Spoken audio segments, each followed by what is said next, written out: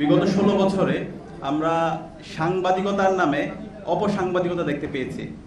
বিশেষ করে আমাদের ইলেকট্রনিক মিডিয়া এবং প্রিন্ট মিডিয়াগুলোতে সাংবাদিকতা এবং সাংবাদিকতা যে মহান পেশা, সেটার প্রতি মানুষের যে আস্থা, সে আস্থা তৈরি না করে বরং তার আস্থার সংকট তৈরি করেছে। এবং বিশেষ করে 2013 সালের শাহবাগে গণজাগরণ মঞ্চের মাধ্যমে এই দেশে সাংবাদিকতার যে মহান পেশা, সেটাকে একটা অনেক ক্ষেত্রে একপাক্ষিক সাংবাদিকতা এবং হোল সাংবাদিকতার সেই প্রভাবটা আমরা সেলিব্রেশন করতে দেখতে পেয়েছি। কিন্তু এর মধ্যেও আমরা কিছু সাহসী সাংবাদিকদের দেখতে পেয়েছি যারা সবসময় স্রোতের প্রতিকূলে চলেছে, যারা সবসময় তাদের শির দ্বারাকে উঁচু রেখেছে। এবং এই ক্ষেত্রে আমরা মাল্টিমিডিয়া সাংবাদিক যারা আছে এবং ক্যাম্পাস সাংবাদিক যারা আছে, তাদের অগ্রণী ভূমিকা আমরা দেখতে পেয়েছি। 24-এর ছাত্র জনতার অভ্যুত্থানের শুরু থেকে ক্যাম্পাস সাংবাদিক এবং মাল্টিমিডিয়া সাংবাদিক যারা ছিল, তাদের সাথে আমি শুরু থেকে কানেক্টেড ছিলাম। ক্যাম্পাসে দীর্ঘদিন ধরে অ্যাক্টিভিজম এবং সামগ্রিক বিষয়ে ক্যাম্পাস সাংবাদিক এবং মাল্টিমিডিয়া সাংবাদিকরা আমাদেরকে সার্বিকভাবে সহায়তা করেছে। এই আন্দোলনের 24-এর ছাত্র জনতার অভ্যুত্থানের শুরু থেকে 5 জুন থেকে 36 জুলাই পর্যন্ত নীতি নির্ধারণ এবং মাঠ পর্যায়ের সমন্বয়ের সাথে আমি যুক্ত ছিলাম। এই ক্ষেত্রে মাল্টিমিডিয়া সাংবাদিকরা শুধুমাত্র আমাদেরকে আমাদের যেই বয়ানগুলো আছে, আমাদের যে বক্তৃতা বিবৃতিগুলো আছে, সেগুলো তারা প্রচার করেননি, একই সাথে আমাদেরকে পরামর্শ দিয়েছেন।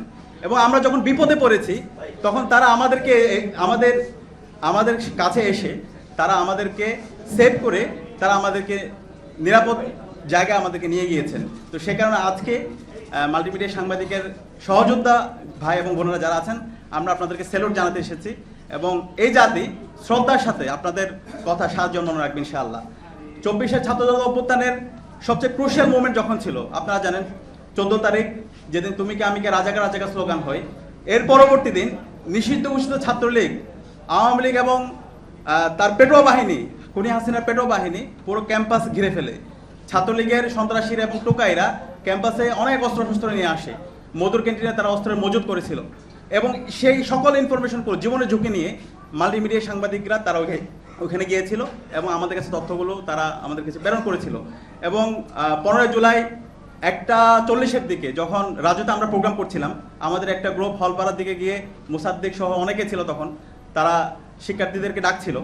তখন ওইখানে নিষিদ্ধ ঘোষিত ছাত্রলীগের সন্ত্রাসীরা আমাদের ভাই বোনদের উপর ন্যাক্কারজনক হামলা করে। ওই সময়ে বর্তমান তথ্য উপদেষ্টা মাহফুজ আলম ভাইয়ের সাথে আমার কথা হচ্ছিল। ওই সময়ে এই হামলার প্রত্যেকটা ছবি জীবনের ঝুঁকি নিয়ে এই মাল্টিমিডিয়া সাংবাদিক আপনারা যারা ভাই বোনরা আছেন, তারা জীবনের ঝুঁকি নিয়ে ওখানে গিয়েছেন, প্রত্যেকটা ছবি সংগ্রহ করেছেন এবং পুরো জাতির কাছে এই রক্তাক্ত আমাদের ভাই বোনদের ছবিগুলো আপনারা পুরো জাতির কাছে আপনারা তুলে ধরেছিলেন। সে কারণে আপনাদেরকে আন্তরিকভাবে ধন্যবাদ জানাচ্ছি। এর পাশাপাশি যখন সমন্বয়কদেরকে জিম্মি করে রাখা হয়েছিল, সমন্বয়করা অনেকে রেজিস্টার বিল্ডিংয়ে ছিল, ছাত্রলীগের সন্ত্রাসীদের তাদেরকে ঘিরে ফেলেছিল, সেখান থেকে উদ্ধার করে এই মাল্টিমিডিয়া সাংবাদিকরা তাদেরকে উদ্ধার করে নিয়ে এসেছিল। এবং এর পরবর্তীতে 16 জুলাই শহীদ মিনারে যে একটা বিস্ফোরণ হয়েছিল, সেখানেও মাল্টিমিডিয়া সাংবাদিকরা তারা আমাদের সব মিডিয়াগুলো, আমাদের সব তথ্যগুলো তারা জাতির কাছে তারা পেশ করেছিল। একইভাবে 17 জুলাই যে গাইবানা জানাজা হয়েছিল, গাইবানা জানাজা হামলা এবং ক্যাম্পাস যখন বন্ধ হয়ে যাচ্ছিল, শিক্ষার্থীরা যখন হল থেকে যাচ্ছিল, তখন নিষিদ্ধ ঘোষিত ছাত্রলীগের সন্ত্রাসীরা আমাদের ভাই বোনদের উপর ন্যাক্কারজনক হামলা করছিল শাহবাগে, পলাশিতে, এরপরে হচ্ছে কাটাবনের মোড়ে। সেখানে আমাদের মাল্টিমিডিয়া সাংবাদিকরা তারা প্রাচীর হয়ে দাঁড়িয়েছিল, তারা ওইখানে আমাদের ভাই বোনদেরকে নিরাপদে বের হওয়ার জন্য তারা ব্যবস্থা করেছিল। একই সাথে 18 জুলাই যেদিন ঢাকা বিশ্ববিদ্যালয় ক্যাম্পাস বন্ধ হয়ে গেছে, যেখান থেকে আন্দোলন শুরু হয়েছে সেই ক্যাম্পাস বন্ধ, পরবর্তীতে আন্দোলনটা সারা দেশে ছড়িয়ে দেওয়া এবং প্রাইভেট ইউনিভার্সিটি সহ সবাইকে এঙ্গেজ করা, এই ক্ষেত্রে এই তথ্যগুলো সবার কাছে পৌঁছানো এবং প্রাইভেট ইউনিভার্সিটির ওই জায়গায় গিয়ে তথ্যগুলো সংগ্রহ করার ক্ষেত্রে আমরা মাল্টিমিডিয়া সাংবাদিকের গুরুত্বপূর্ণ আমরা ভূমিকা দেখতে পেয়েছি। এবং 19 তারিখ ইন্টারনেট ব্ল্যাক আউট এবং কারফিউ চলাকালীন সময়ে যখন আমরা কি করব বুঝতে পারছিলাম না, সেই সময় যখন আমরা 9 দফা তৈরি করলাম, 9 দফা তৈরি করার পরে যখন আমাদের প্রত্যেকটা মিডিয়া হাউসে সবগুলো মিডিয়া হাউসে যাওয়ার সুযোগ ছিল না, এক্ষেত্রে আমাদের মাল্টিমিডিয়া সাংবাদিক অনেকের সাথে পরিচয় ছিল, ক্যাম্পাস সাংবাদিকদের সাথে পরিচয় ছিল।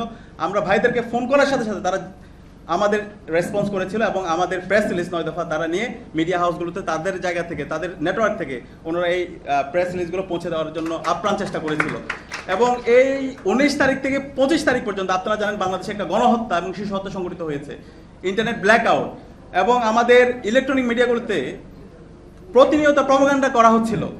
সেই সময়ে প্রত্যেকটা জায়গায় গণহত্যার ফুটেজগুলো সংগ্রহ করা, ভিডিওগুলো সংগ্রহ করা, সে কাজটা আমাদের মাল্টিমিডিয়ার যারা আমাদের সাংবাদিক ভাই এবং বোনেরা আছে তারা সংগ্রহ করেছিল এবং আমাদেরকে অনেক ক্ষেত্রে পেন ড্রাইভে করে আমাদেরকে সেগুলো পৌঁছে দিয়েছিল।